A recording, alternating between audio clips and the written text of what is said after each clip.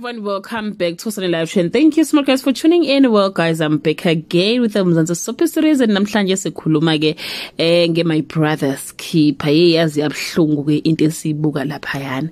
Yabhlungu into ehlele ukhathazile. Imagine nje guys uthi ushaya uhusband wakho ngesurprise birthday like ulungisa yonke into umthole busy nentombi yakhe okade ungazi nokuthi unayo. Into ke guys ebhlungu ezokwenzeka ukuthi uDonga ngeke akwazi ukuzibamba noma ke ukuhlukana nonkosazana umrata ka lerato la love ngazi manje lazini guys lerato la love so umrata ka lerato donana lewu ngabona and there is no one who can tell him anything like ifamily izozama ngayo indlela but uDonga akezwa lutho kunalokho ke upropose indaba ke ukuthi ke uzomshada unkosazane ayenze izinto ke sibe official and forces ukuthi yena nokhathazileke fanele bahambe phela boshintsha ke uhlobo lomshado akade bena ukuze azokwazi ke ukufaka unumber 2 khathazileke bathi ke uzonqaba aze avume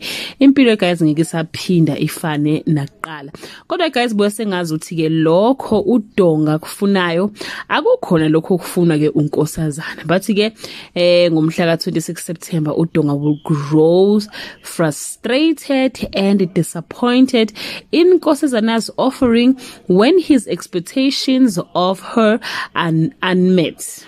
Asazi guys ukuthi yini le efunwa omunye engafunwa omunye but ke guys ukuthi kuphela lenyanga nje esuku soyiqala uSeptember iyobe ishiphene ngampela kungasahambi kahle ke kule relationship ke kaNkosazana noDonga esingakwazi guys ukuthi ke ama-million wona ayobe sakhona yini njengoba nje nendlu isaku rent to buy engakayithengi ke uDonga ngisola nje ukuthi wothi kuphela ama-million uyobe ngenawo ngisho indlu uDonga indlela njathithiza ke ngakhona sazi ukuthi ke iyoza la nkomoni.